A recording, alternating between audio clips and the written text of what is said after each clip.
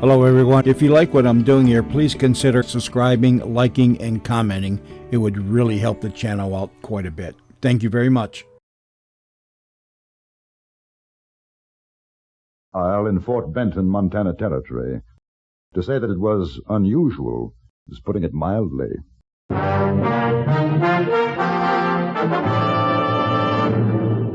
Dear gentlemen,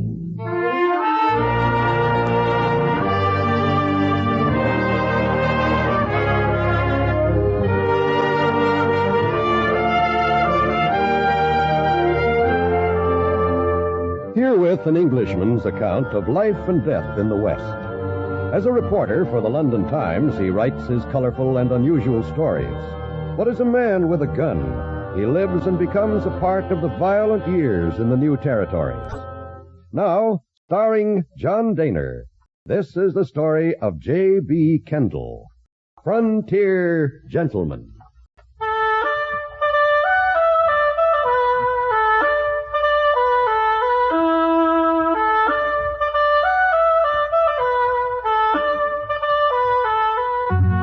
Nothing had changed in Fort Benton since I'd left it 5 weeks earlier, except perhaps for one thing. It was spring now. You could feel it in the streets, smell it in the sun-warm air. I walked up to the little building that housed the Fort Benton Dispatch, a newspaper run by John Warren, whom I had met during my last visit. Outside, a group of men were standing about, peering through the windows. I thought that they looked at me rather strangely when I went inside, and it only took a moment to see why. The newspaper editor, Mr. Warren, sat pale-faced, looking at a rather fierce individual who stood a few feet away from him, wearing 2 pistols and cradling a shotgun in his arms. Mr. Kendall. Well, how are you, Mr. Warren? Am I interrupting? No, sit down. This is George McCune, J.B. Kendall. Howdy. Mr. McCune? That's right. What are you, deputy or something? No. Mr. Kendall's a newspaper man, writes for the London Times. Oh, is that right? Well, what do you say, Warren? Well, it's the way I told you. I'm not a lawyer. I might do you more harm than good. You're going to be like them others, huh? It's not that, but Clint Wallace is a smart man. He knows the law. That there Wallace is a no-good son of a gun. If he tries any of them smart lawyer tricks on me, I'm going to salivate him right through his fat gizzard. Wallace is prosecuting McCune for the murder of Jack Furlong. I see. Yeah, and I'm going to tell you something right here now. I didn't shoot that lily-livered cutback of a ruptured hog nohow. Not that I ain't saying whoever done oughtn't to get a medal. I'm inclined to believe him, Kendall. The trouble is, there's not a lawyer in town to take his case. Now, I'm willing to face up to what them Furlong says I done if I get a fair trial. But I've seen what that outlawyer Wallace can do with his fancy twisting words. He got me hung right now. Do you mind my asking, haven't you been arrested? Well, sure, I've been arrested. How come you think I'm still in Benton? I mean, isn't it usual for a suspect to be in jail? Look, ain't nobody gonna put me in the calaboose, especially for something I ain't done, not nohow. Ain't a man in Benton big enough to try it. Why do they suspect you? Why? Well, I'll tell you why. 'Cause that eyeballer Buck Furlong, him and that cow-crit wife of his, they got it in for me ever since I whooped Buck's brother Jack in a poker game, that's why. I cleaned him out, and he swore he'd get even with me. The whole blame family's been going around Benton saying I gouged Jack in the game. Me gouge you? I ain't never cheated in cards all my born days. Well, do they have any proof, that it was you? They ain't got nothing. There's a mule skinner in town, Ike Dawlish. He says he saw McCune arguing with Jack Furlong a few minutes before the shooting. That feller Dawlish, he herded one band of sheep too many. You know, that feller's plumb loco. Everybody around here knows that. Excepting they take his word 'cause they got it in for me. Shucks, I was up to the other end of town sleeping off a bellyful of popsicle when it happened. Anybody see you? Well, if they did, they ain't coming up to say so. When did it happen, the shooting? Well, it was about 2 nights back. First I heard of it was the next morning. That Marshal O'Connor, he come up to me, he says, "McCune, I got to arrest you for the murder of Jack Furlong." Well, sir, I says to him, "Marshal, I hear tell you like to talk a windy. Don't you try it on me this morning, 'cause I got a head on me. It's giving me the orcs. Well, sir, he comes back at me and he says, I ain't lying, McCune. You've been identified as a murderer. You'll have to come down to jail with me. And I says, you must be seeing black, O'Connor. If you think I'm going to do any such thing and you try and draw on me, I'll be happy to swap shots with you. But I ain't going to pull freight out of here if that's what's worrying you. I'm an innocent man, and you're going to have to prove me otherwise. The trouble is, like I keep telling you, McCune, you're the one who's going to have to prove otherwise. They've got the witness. Oh. Well, why can't you get a lawyer to defend you, Mr. McCune? Well, sure, now I'll tell you why.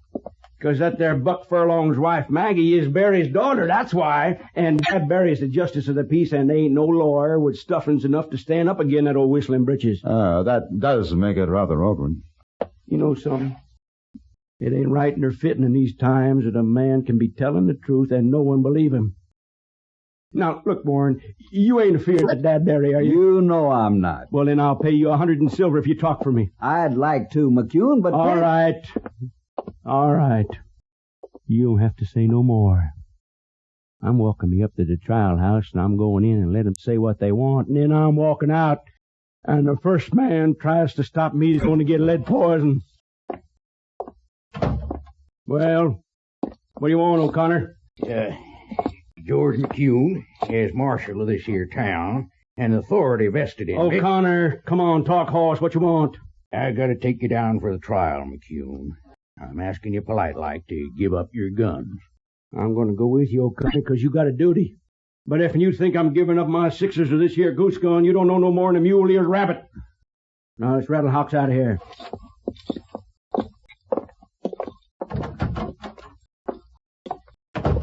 Whew.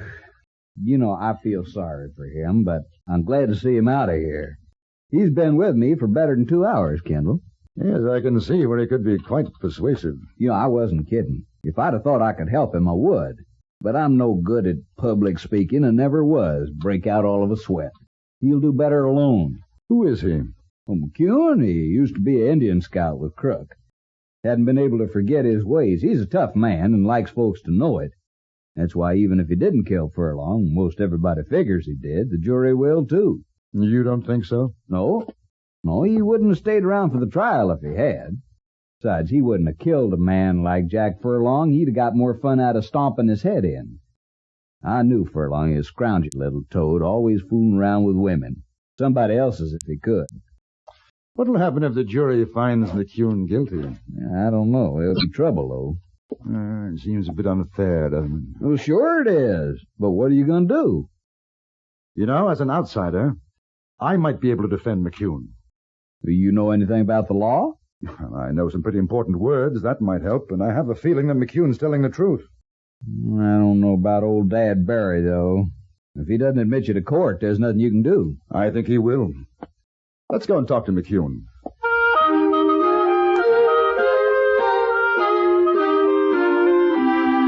When we arrived at the saloon, it was already half full. The accused man was sitting in a small storeroom drinking a glass of beer, his guns still very much in evidence. Marshal O'Connor stood in the entranceway trying to appear as though he were guarding his prisoner, although he seemed extremely nervous and was obviously unhappy with his job. He didn't want us to talk to McCune. I'm sorry, Mr. Warren. I can't let either of you gentlemen in to see him. We're his legal counsel, O'Connor. O'Connor, you let him pass by or I'm going to come out. You said you ain't got no lawyer, McCune. He's got one now. Don't give me no trouble, O'Connor. I ain't in the mood. All right, close the door, O'Connor. Well, I see you changed your mind, Warren. I'm real grateful to you. It's not me, McCune. It's Mr. Kendall. He's going to talk for you. How come? I heard what you had to say. I think there's a good chance you're innocent. Are you a lawyer? No, but I know something about law. Probably as much as Mr. Warren. Uh-huh.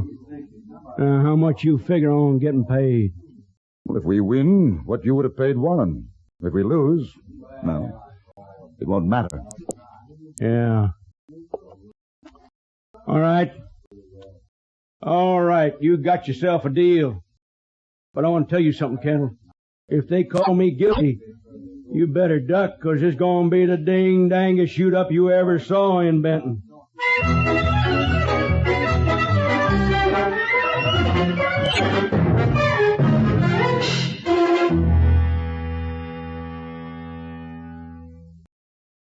In a moment, we return to Frontier Gentlemen. A diller, a dollar. Here's a real chiller diller history scholar. Follow yours truly, Johnny Dollar, later today on CBS Radio. There's action-packed drama as Johnny Dollar, a suave insurance investigator, covers the globe with his expense account to track down frauds and schemers. Every Sunday, yours truly, Johnny Dollar, meets mystery, romance, thrills, and mayhem. So be sure you meet up with Johnny Dollar on most of these same stations for high-keyed excitement right here on CBS Radio. Now we return you to the Anthony Ellis production of Frontier Gentlemen.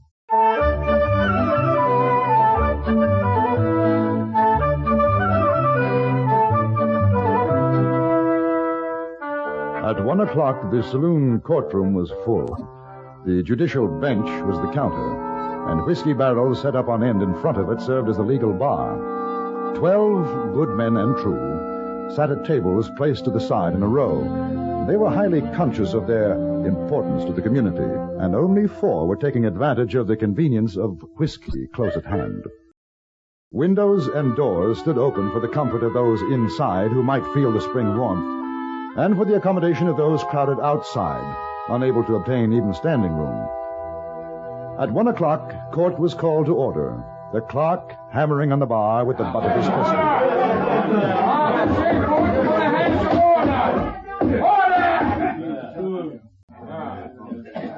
We got a case coming up in this here courtroom on account of George McCune bushwhacked Jack Furlong, and he's going to get tried for it. All right, now everybody get up in the cloud knockers, because here's his honor, Dad Barry, who's the judge of this here murder. All right, everybody set. Court's in session, and I aim to state this ain't going to be no box social, so don't nobody forget it. Clint Wallace. Right here, Your Honor. You ready to prosecute? I'm ready, Your Honor. How about the defense? The defense is ready. Who are you? J.B. Kendall. I've been retained as barrister to plead the case for my client, George McCune. You one of them traveling lawyers? No, sir. You got papers allowing you to talk in the territory of Montana? No, sir. Then sit down. Well, I submit, Your Honor, that Mr. McCune has a right to be heard, and is within those rights to call whomsoever he chooses to speak for him. He has chosen me. A prima facie rule of law. Phipps versus Mahoney, Newgate, 1803. What's he talking about, Clausen? Well, it sounds like law talk to me, Your Honor. Give me that legal book. Let's see here.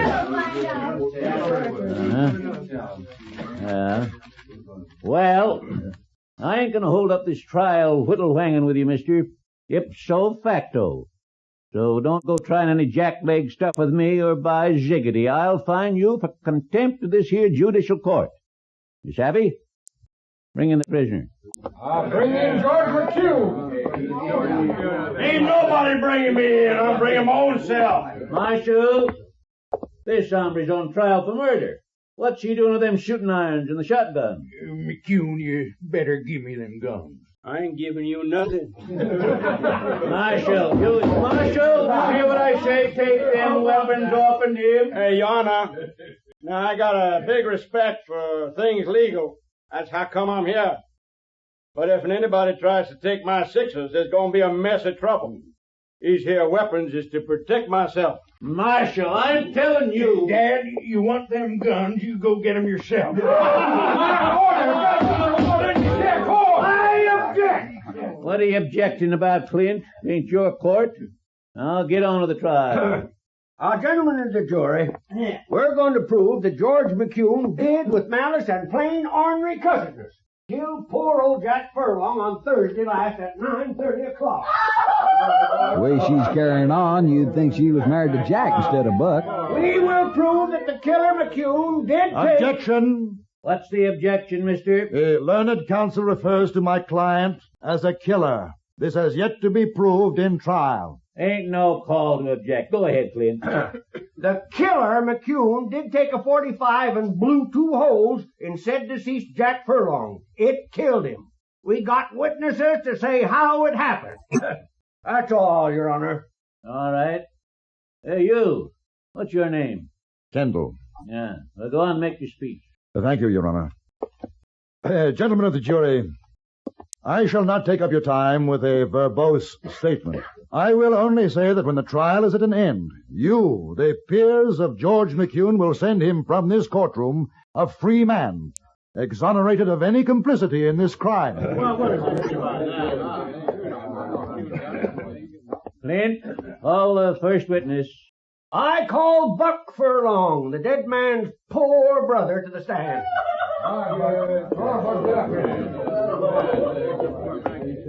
Now, you swear to tell the truth, the whole truth, so help you? Sure. Well, tell what your name is, Buck. Thanks. You know my name, Slauson. Now, Buck, this here's a court of law. You gotta do things right. State your name. Buck Furlong. Oh, Mr. Furlong, I'd be obliged if you'd tell the court just what happened on Thursday night. Sure, Clint. Like everybody knows, that no account McCune shot my brother Jack. I object. You shut up, mister. It ain't your turn yet. Go ahead, Buck. Jack said he was coming down here to your place, Dad, for a shot of whiskey. And that sidewinder McCune dry gulched Listen, you him. flea-bit mule himself!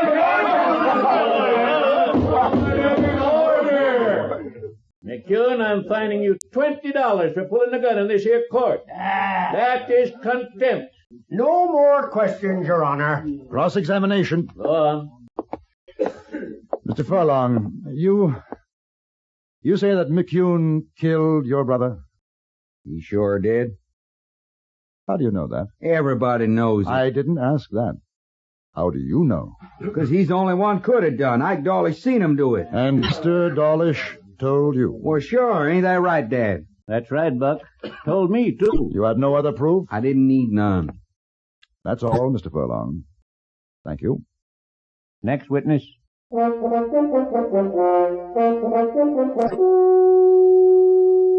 were 10 more witnesses after that, all proclaiming Jack Furlong's good name and damning McCune's. The trial was momentarily interrupted when 2 deer were spotted frolicking in a meadow 100 yards from the courtroom. There was a wild dash to the windows in order to obtain a better view. When order was restored, one of the prosecution's most important witnesses was called, Mrs. Buck Furlong. Now, Maggie, there ain't a soul here don't understand how you felt about your brother-in-law. It's the truth, the holy truth. Sure. Now, you tell the court what you know about the murder. Well, that highbinder McCune, it wasn't enough he cheated our poor Jack out of his money, which everyone in Benton knows. He hated him 'cause his conscience wouldn't let him sleep, haunted him like. So what I figure is when poor Jack went down to get himself a drop of whiskey for his poor tooth, which was ailing him something terrible, he run into McCune, and him being a drunken skunk, McCune couldn't stand to face up to him, so he shot him up. That's how it happened, Pa, Your Honor. You just ask Ike Dawlish, he'll tell you. Poor Jack, dead. Poor honey. No more questions, Your Honor.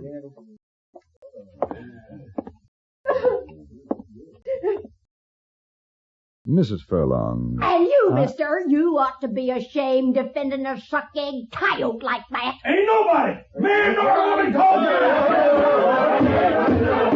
I say order. Come on. McCune, pulling your gun again, that's contempt. Court finds you $20. Now, Your Honor, I feel that my client is showing admirable control under the circumstances. You got more questions to ask, mister? Mrs. Furlong, you were very fond of your brother-in-law, were you not? A sweet honey boy he was. Yes, I am sure this must be very painful. But aside from what you are told, you have absolutely no proof that George McCune shot Jack Furlong. Oh, look at him! Look at him sitting there, still carrying the very gun that he murdered with.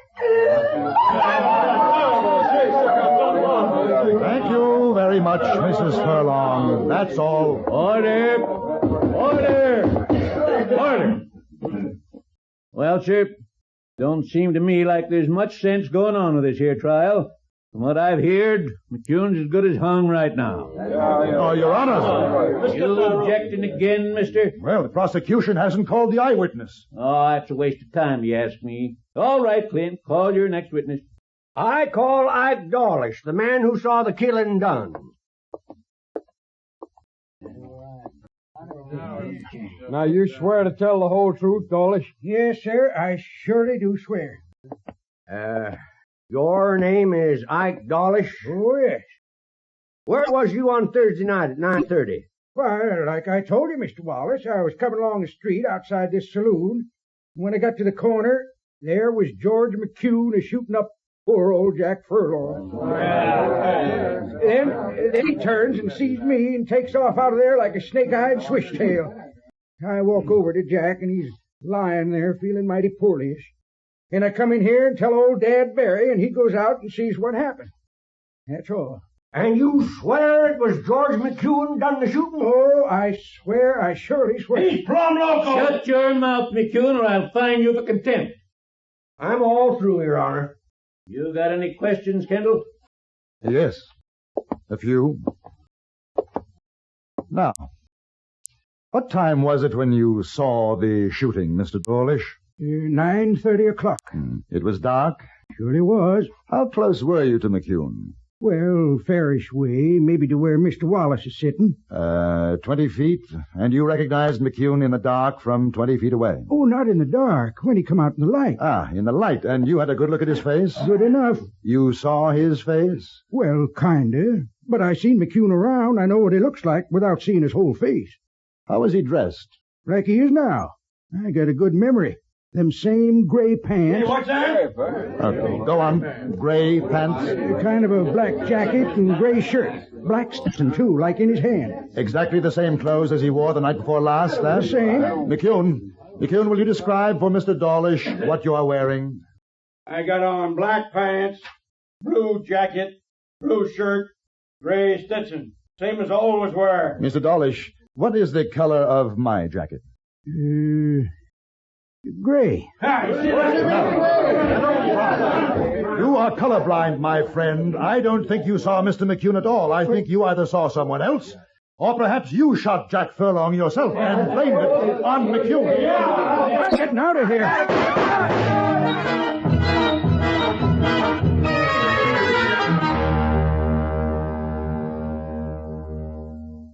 How did you know, Kendall? I didn't. Not until Dawlish made that slip about color. The rest was luck. You know, I feel kind of sorry for little Runt, even if he did blame it on me. Has he said why he did it? Oh, well, it seems Jack Furlong was rather romantically inclined toward Dawlish's wife. He knew Mr. McCune would be the easiest person to blame for the shooting, and, well, that was that.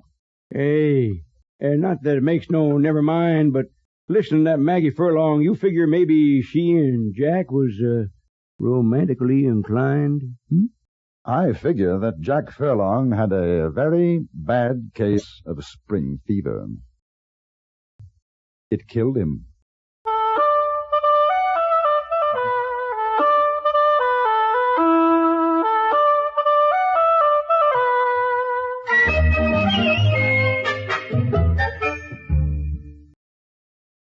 Frontier Gentlemen was written, produced, and directed by Anthony Ellis and stars John Daner as J.B. Kendall.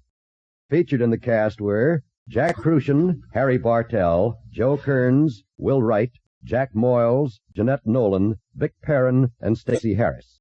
Music was composed and conducted by Amerigo Marino.